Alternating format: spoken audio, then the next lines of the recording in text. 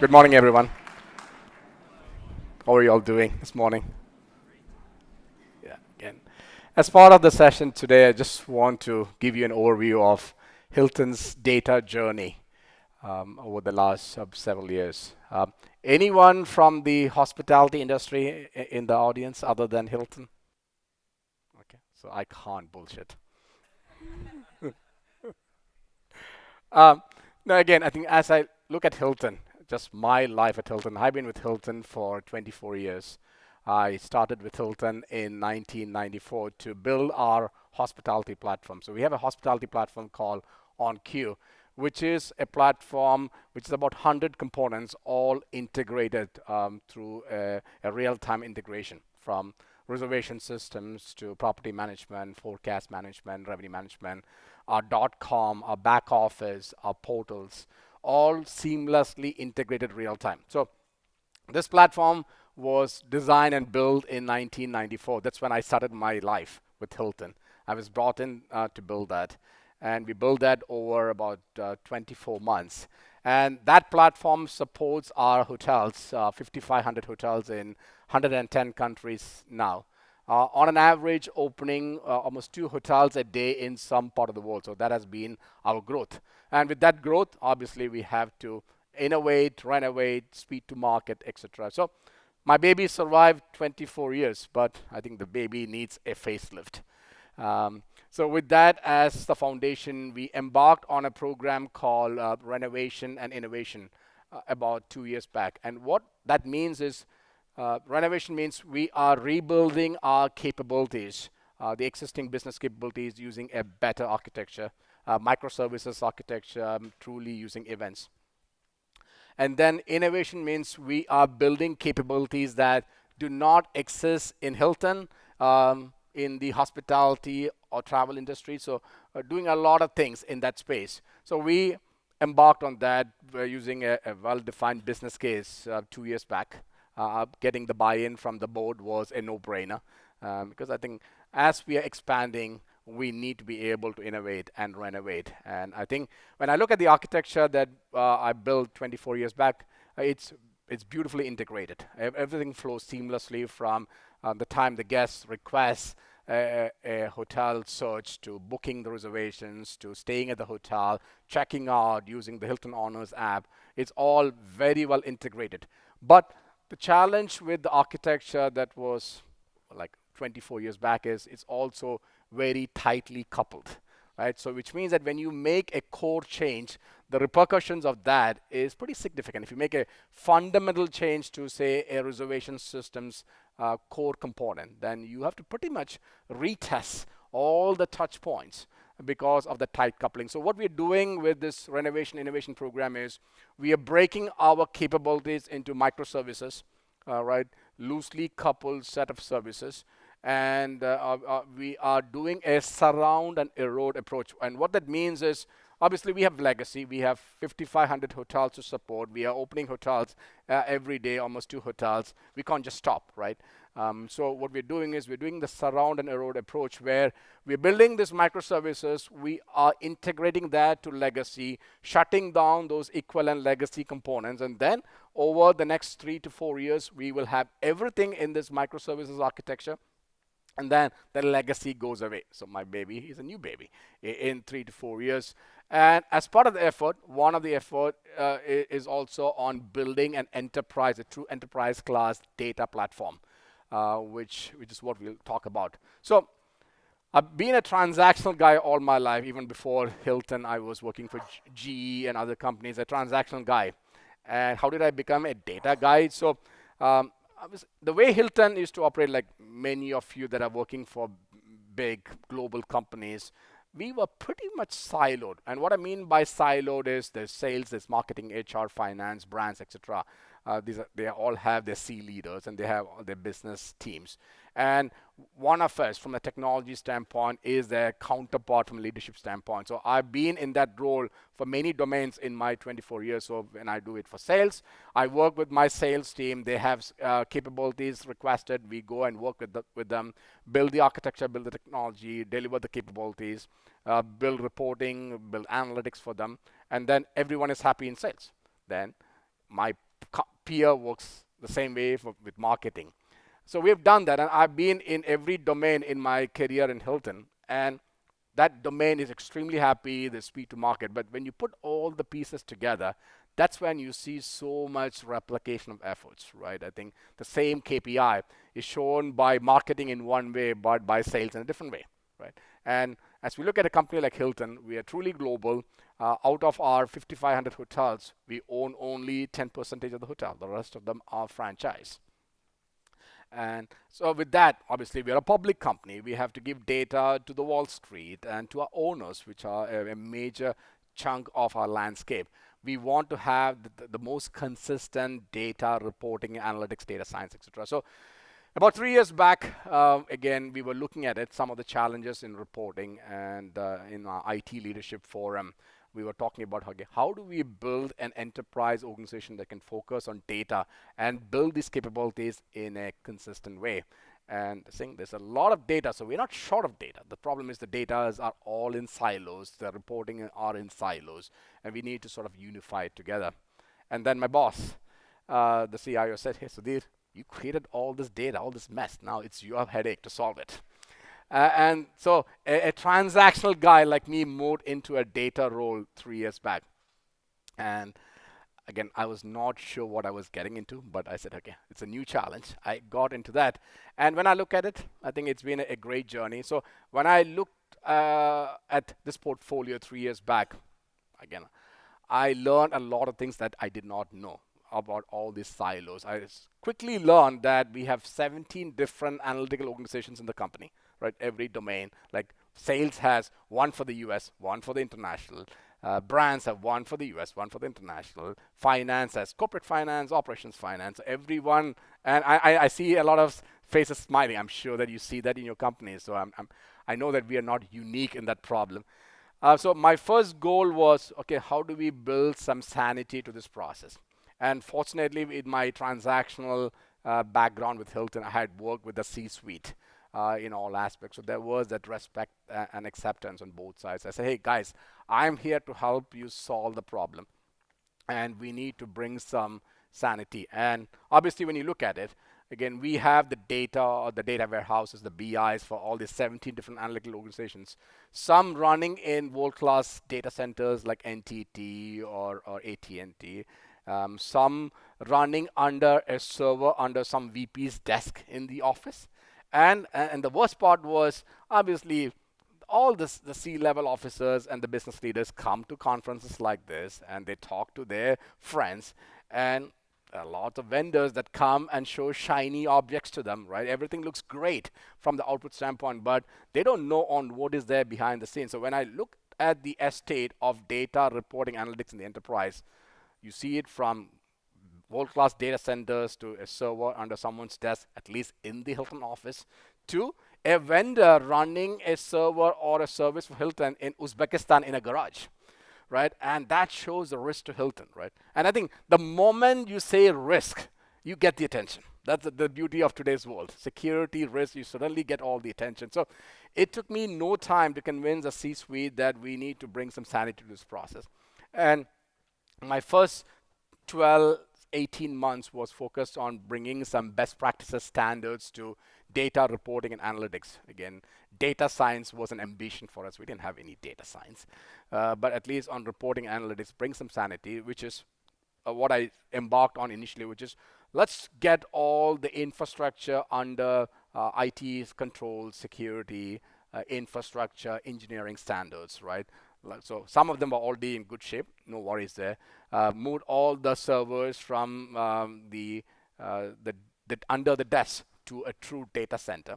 And the third one was shut down all the servers that were outside Hilton premises because, right, we have Hilton's confidential data sitting in someone's garage. We just don't want to do it, and we have no time to recover. Let's just shut it down. So with that said, I think I was able to bring some sanity to that process over 12, 18 months, be able to deliver the best curated data from our various BIs. Did not shut down any BIs, sort of brought them under controls because business has to continue, and they've been happy with that. But in about 12 to 18 months, I realized that sanity and curated data can help us it's solving 50% of our problems, but it's not solving all our problems, right? We still need a true enterprise class data platform. So with that said, I met with the HortonWorks team. Again, obviously looked at some other options too, but quickly decided to move forward with HortonWorks. This is about 24 months back. We did some POCs on how we can truly build a data platform. And the second thing I wanted to tell you is, again, when I built the baby first, we used the best technology and architecture available at that time, and that was either Microsoft or IBM or Oracle, right, the giants. And so if you look at the Hilton's current existing platform, our hotel-facing systems are all on the Microsoft technology. Our customer-facing applications are all on Java and Oracle. Back office is PeopleSoft. So obviously, we are married to these giants in a lot of ways. And there comes the multi-million-dollar contracts every year, right? And that was the best. I think good lessons learned. There were some great wins there, but we made some mistakes too. And then I've grown 24 years older in this time. So more wisdom in that time. So in our second round, we decided that we are not going with any of these proprietary tools. Everything is open source. So whatever we've done in the last 18 months in terms of renovation and innovation, it's all on open source framework. Our fundamental rule is if an open source tool can meet 80% of your requirements, let's stick on with that. I don't think there's a tool that's going to meet all your requirements, so it doesn't matter who you pick, right? But open source tool, at least we're going to renovate, innovate. We're going to find some course correction needed. We're not signing multi-year contracts with anyone. And I think that journey has gone well. I think we have delivered a lot of phenomenal capabilities over the last 12, 18 months in every space, from sales, marketing, HR, finance. For some of you that have stayed in a Hilton hotel recently, I think we have a capability called straight to room or digital key, which means that using a Hilton Honors app, you can make a reservation, you can check in, you can get your room key using an app. It's all simulated. And then as you walk into the hotel, you can open your door. All that stuff was built on open source architecture. So we use HortonWorks Hadoop as our data platform. We use another open source framework called WSO2 for all our integration. Then we use Talent for master data management. So basically, our entire infrastructure architecture is all up and running in AWS, Amazon Web Services, all in the cloud. So anything that we've built in the last 12, 18 months has been on this new architecture and nothing on the legacy tools. And as I said, we are going through that surround and road. So a great journey. And we have our C-suite and the board reviews every 3 months. And the initial business case on renovation, innovation, we sold that to the board in like 30 seconds. It's a multi-year, 5-year, multi-million-dollar. They said, just go for it. We want it. And then as you show your progress every 3 months, they take away 3 months from your roadmap, right? So 5 years has become 4 years now. And at times I feel like canceling those meetings. That way we don't lose time. So that's been going on. But as I said, we are in month 19 of right now the 48-month journey. And we have made great progress. Everything is on track. I have some wonderful team members from Hilton in this audience now. We're on track, and I think we're delivering every capability. We have a great team. We have great partners like HortonWorks and Amazon, others helping us on this. And another good thing we're doing is as we're building every capability or any new capability or rebuilding the existing capability using a better architecture, it is tied to a set of decommissioning projects. So if I'm building a revenue management reporting capability, that innovation or renovation project is tied to 4 or 5 decommissioning projects. That way, in 48 months, as we build the entire platform from scratch, right, all of legacy is decommissioned. Because otherwise, this becomes another source of truth. So I think we have the discipline. I think we have so much support from the board and the C-suite on this. And again, we're doing everything in an agile way, which means that as business asks for a particular initiative, right, a new capability, it's prioritized at the C-suite level, right, which means that I don't want to get a number 1 from marketing, a number 1 from HR, a number 1 from sales. No, give me one number one. You guys decide on which is number one for the enterprise. So we have a good governance at the C-suite with their leadership teams, and we get a prioritized list from 1 to X. We agree on what we can do every year, every quarter, and then we also tie decommissioning projects to that. That way, we don't build a bunch of new capabilities and then we're stuck with all the legacy. So, very ambitious plan, very encouraging plan. I think we have made good strides on track on this 48-month roadmap. We do everything in an agile way. Scrum or Kanban, whatever works best for that particular area.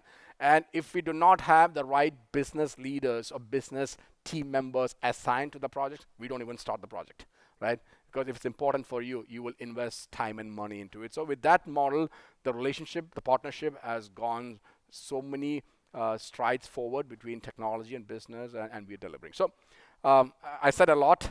Again, in the next few slides, I'll walk you more through the data side of what we have done and what our goals and objectives are.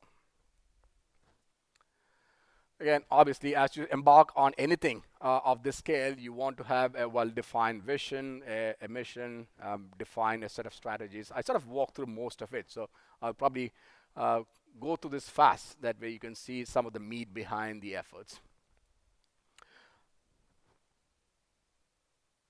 Right, again, you look at the left, like a lot of big companies, pretty siloed, manual, a lot of touch points, a lot of manual, I would say, hand-holding to get things done.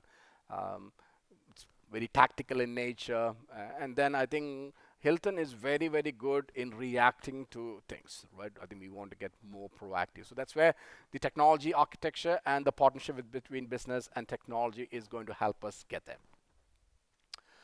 So again, all the good things that you will hear from any inspirational leader, right? You are perfect state on the right side. It takes effort to get there, but we are taking baby steps to get there.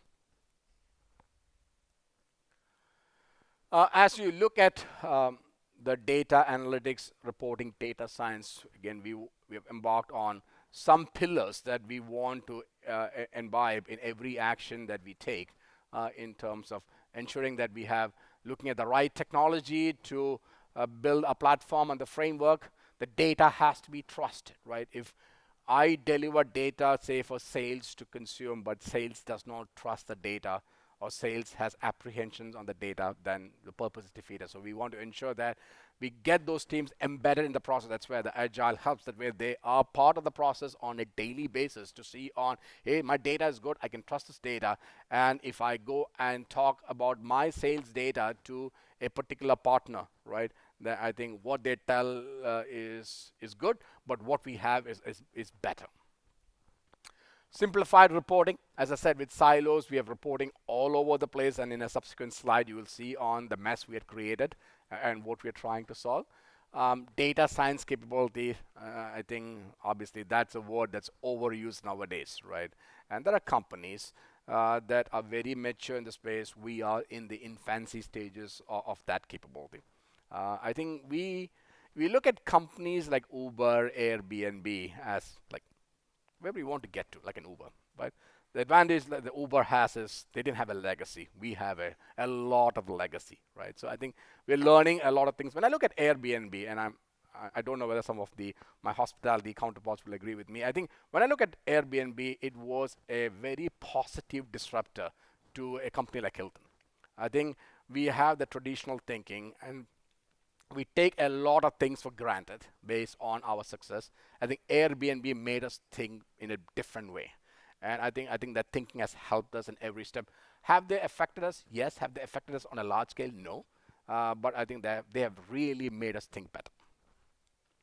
And then obviously be able to take actions from the data, right? Data is great, but if you cannot use the data to derive business insight and take action, then what is the purpose? So the 5 pillars, obviously you can't have 15 pillars. You need to have 5 fundamental pillars on which you take every action and validate every decision against it. Again, the 4 quadrants on which we want to use data, right? As we look at the data on the top, what happened? Something went wrong in New York City. hotels are not doing well. What happened? Right? You can use the data to derive that. Then the next one is, okay, you want to know why did it happen? Um, and that's where you can use ad hoc reporting and other all derived from data. We are very, very good at the top two. Even with the siloed model, we are very good. We are trying to get better on the last two, right? I think we are probably not that mature in the last two, which is where our new data platform with all the data coming in will help us, which is how did it happen with advanced analytics? And then how can we prevent it from happening again? So I think these are our four quadrants on which we're building the capabilities. So I did talk to you about our platform. And as you can imagine, we have a lot of source systems within the enterprise. We get a lot of data in different formats. We bring all that into the lake now. But as I said, we are also going through a major sorry, a major renovation and innovation where we are building all our capabilities using a microservices architecture, which means that every action creates an event. So as a guest, say Brian goes to one of our booking channels, Hilton.com. Every click event on that booking channel creates an event. Every event comes into the lake, irrespective whether that particular click translates into a booking or not. We want to use the data to do predictive analytics, be able to determine the next best action. As an example, Brian goes into one of the booking channels, makes a reservation or does not make. We know every action he did on that particular channel. We have all the data. We also have all the history of his stays in Hilton brand, the 14 brands across the world. With that, we can do modeling, we can do different analytics and say, hey, as Brian comes in tomorrow to look at a particular hotel, we know on what his preferences are, what his propensity is, how did he use the amenities of the hotel. That way, we can cater the services using the data. That's one use case, and there are many like that. So every action from every entity, from every channel is coming into the lake as an event, which means that the amount of data growing in the lake is so exponential, right? Traditionally, as we look at data warehouses, we talk about terabytes of data. I think it's a joke if you talk about terabytes anymore. So every event is coming, but we know that this journey is a journey in parallel. We are renovating, innovating our transactional capabilities. We are renovating, innovating our data capabilities. Both are in parallel. Some companies do it sequentially. We are not. We're doing it in parallel, which means that for a foreseeable future, about 3 years, we will have legacy data and this new microservices data all coming into the lake. And we keep that and we slice and dice by connecting the right entities. So a data service or API is a model for bringing in any data and a vehicle for delivering data for anyone to consume. But we know very well that we also work with a lot of different travel and hospitality partners like TravelClick and Expedia and others, right? And everyone is not ready for a true REST API or a service model. So we know that we have to deal with both legacy and the new model, and our ingestion framework is catered to do that, which I'll walk through in a subsequent slide. So again, the business case went in about, I don't know, 18 months back. Then we build our operating model, working with business, got through the prioritization process on what is most important. We cannot do everything overnight, so that's where the roadmap came in, the sequencing on what is most important for the enterprise, working with the C-suite. And then we have been delivering capabilities over the last 12 months. So we have a production 42-node Hadoop cluster up and running in AWS.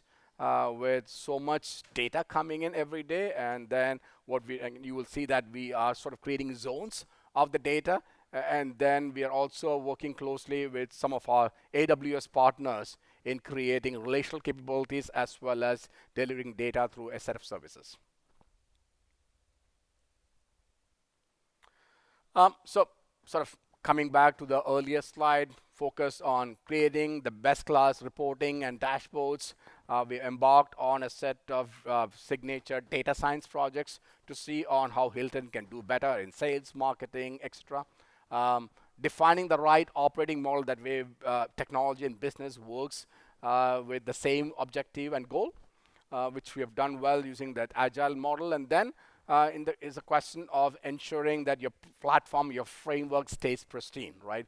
Um, Tools are umpty number in this market, right? And I am not a big fan of tools. So the way I do everything is you look at your requirements first, right? Then you define your right architecture for the requirement and then determine the best tool that fits within the architecture. So when people come and say, hey, which tool are we going to use? I say, okay, well, that's 6 weeks away, right? Let's go through requirements, define the architecture, and then look at the tools. We will not look at tools, which means that I've made a lot of vendors unhappy in the process. And another good thing we have done well in Hilton over the last 5 years is we do not let vendors go and present to business directly. We have technology involved in that. And two, business cannot buy any tools. All goes through the technology governance process. And again, we have changed we have changed policies by which you cannot buy software using credit card, corporate credit card, right? I think it all comes to technology, to the governance. We will help you, but do not go and buy anything in a vacuum. I think these are small, and this is where the business, technology, partnership, and governance have really helped Hilton to get to a higher state of maturity. So again, this is purely a view of our reporting, right? We look at the various hospitality domains from revenue management to honors to CRM to brand. As I said earlier, we can't do everything overnight. We have to sort of break that into phases, roadmaps, and then we are bringing in the best class data to create the reporting dashboards for those areas. And then in that process, decommissioning all the legacy reporting in that. So if you look at the right side, what I'm showing you are a set of management reporting we have in the enterprise. Today, in the revenue management, we have about 380 dashboards built in silos, built for regions, built for hotels. And then what we have done over the last 6 months is we have decommissioned the 380 and built 40. So my goal was 40 to 80, but you won't getting only 40. Right? I think with 40 dashboards, we have replaced 380 dashboards that existed in the enterprise. And what I'm saying for revenue management is already done. So, and then we are taking the same paradigm for the rest of it. So if you count, these are purely management reporting. I'm not talking about operational reporting. If I put the numbers, they'll have a few more tens. And again, you can see on how much we have simplified and how much more effective that is. I just got a warning for 10 minutes, so I'll speed it up. So as I said, we are breaking that into the phases over 3 years, and we are right on track based on the roadmap we defined 18 months back. Talking more about the data, right? Again, when you work on a data platform, a data architecture, data framework, you again need some foundational principles, the people and the organization to support it. And what we have done well in Hilton is traditionally business gives the requirements, technology goes and builds it. In Hilton, we've created an organization called Data and Analytics between technology and business. And they focus purely on BI, right? BI for the enterprise, which means that all business teams will come to what we call the DNA. It stands for Data and Analytics, with all the requirements. They work with the business in prioritizing the requirements, and then they work with the technology team in building it end-to-end with the right architecture. And that shows on how serious we are about data analytics and reporting. We have a 100-member data and analytics organization purely focused on creating reporting and analytical capabilities for the enterprise. And so I think that shows the focus, that shows the support from the leadership, that shows the budget, resource, and support in all possible ways. You need a set of process and standards, all right? You need to be nimble, you need to be agile, but you need some guardrails around that. That's where the process standards come in. You need to have a right data model, right? We're bringing in a lot of data from internal and external source systems, a lot of events. You need to have the right data model. For us, the customer is the center, right? Our guest is the center. So everything is customer centric, and all the other entities come around the customer. And then you use the right technology, and as I said earlier, we're using open source tools and frameworks to build this platform end to end. as I said earlier, you got to trust your data. That's where the data quality comes in. We're bringing in a lot of data from the various sources. We're putting that in the various zones. We are ensuring the right quality measures. Are we getting the right number of rows from the sources? Are we missing anything in that translation? Are we getting the right columns? Are the columns getting populated? Are we applying the right business rules? And I think I'll quickly go to the next slide where I can walk through it faster and more effectively. And then you need to be able to understand your data. That's where metadata management comes in. And then you need to master your data. As you look at the hospitality industry, again, three core entities: customer, hotel, right? And then the accounts, right? We work with a lot of accounts like Accenture, IBM. So basically, you build your master data model across those three entities. And then, as I said earlier, I think the accountability and ownership is important. So as we build our data model, again, we have well-defined ownership on who owns what, and it's owned by business, right? Technology is an enabler. We want business to own it. And so we have data stewards and data owners from the various business organizations. Again, a set of guiding principles, we want to bring in enterprise critical and enterprise class data. We want to do it at the source, bring in the best source data. It has to be business driven and done in an agile way. We are creating the right reporting on the data, and then we are building proactive models by which you can look at it in a proactive way rather than finding issues too late in the game.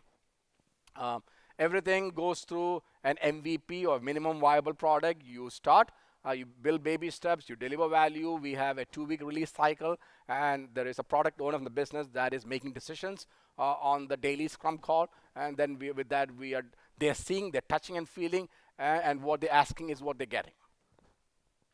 You prototype in an agile model, and then you automate, monitor, and course correct. Everything doesn't, again, as I told you, I think we are going there. It doesn't mean that every decision we are making is correct, but we are finding our mistakes quickly and course correcting it. This is my last slide that way I can give you a few minutes if there are any questions. So on the left side are the sources, internal and external sources. A lot of events coming in, and we have a lot of data coming in from third parties like TravelClick. Everything goes through in a streaming model. We use NiFi and Kafka topics. They come in, we build an ingestion framework, Java-based framework to bring in the data, and it is truly ELT, right? We are not transforming anything in that process. We are bringing the data from the source as it is. And what we do is, the only thing we do is, as we bring in the data from the source, it all comes in different formats, from flat files to XML to you name it, right? We just convert everything into JSON. And the JSON files from the source are stored in our raw zone, right? Which means that you have complete traceability to the source, and we are not applying any transformation in that process. Then what we do is, from there it goes into the enterprise zone, where we move the data from the raw zone into the enterprise zone as master data, reference data, and fact data, structured correctly. Because you look at the raw zone, we are getting the data with the data model of the source. But as we move that into enterprise zone, that's when we structure around the customer. The customer entity is the center. We build everything around the customer. That way, you can slice and dice any data in any way, right, at the true enterprise level. And then the last zone is called the business zone, which is where we create aggregates, summaries, right, and then create data APIs from there for a MicroStrategy, a Tableau, a SaaS analytics. So the API is our only vehicle for delivering data for anyone to consume. So from left to right, from right to left, you can trace. You have, I would say, complete traceability of the data. You have the data lineage, right? And then we have an API framework and an API store, like we call it the Hilton Data API Store, which means that if you want to go and say, hey, I want to know on the APIs for reservations data, we have cataloging of that. You can see what API is available, and you can use it, and everyone uses that. So we have an API manager that manages that and is working with the business to educate them on how to use it, training them on that. And then we have version control. That way, as enhancements come in, right, we can keep enhancing the API with at least 3 versions of backward compatibility. But API is the only vehicle. There are exceptions where we may have to give an extract to someone because they're just not ready to consume an API. but there are exceptions to the rule. So that's where we use HBase for some of the aggregation, and we're also working with our AWS partner. We're using Redshift as our relational layer. So as you can see, we are using a number of the HortonWorks components, and from Atlas to Ranger to Knox, and then NiFi, Kafka, the HTTP and HDFS components, HBase, and then we used the WSO2 API manager for delivering APIs for the enterprise to consume. So I know that I went a little quick. I already got my 3-minute warning, so I want to leave the next few minutes for any questions.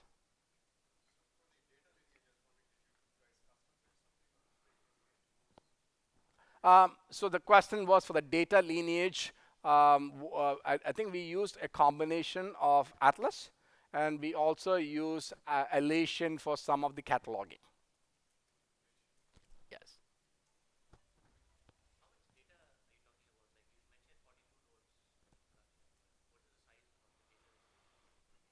So again, we are probably 30% into the journey of bringing in the data. And I would say right now it's about, I don't know, about 800 terabytes of data. That is correct. We use Embody for managing that. Yes.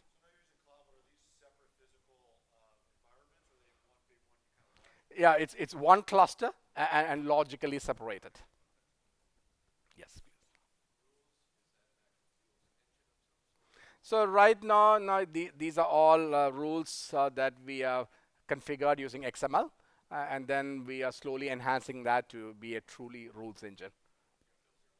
That's correct. Yes.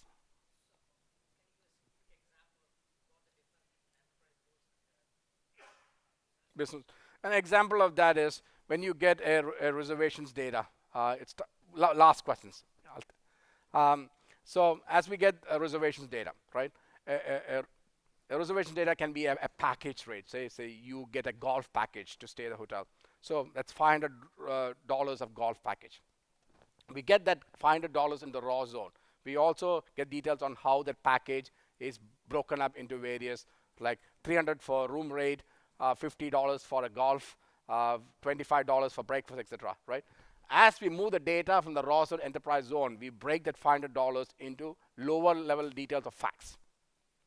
So you have the lowest level of fact data in the enterprise zone, which is mapped to master data and reference data. Then as you go into the business zone, you want to know on, okay, how many reservations did we have on the Hilton Honors Diamond tier, right? So you have all the fact data. In your master table, you know on what are the tiers for Hilton, for Honors, and then you create summary aggregates in the business zone for anyone to consume. Can I take one more question? Okay, I'll take it. She didn't answer.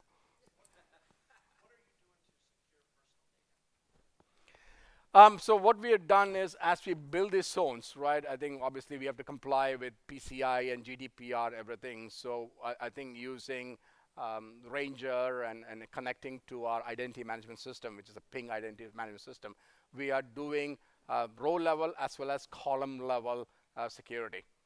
That way, and then what we're also doing is separating the zones. That way, I think with the right authorization, only people with the right access can get to the data. So our identity management system is ping identity. And then what we're doing is we're using Ranger and Knox to implement a lot of the data level security. Again, appreciate your time. Thank you very much.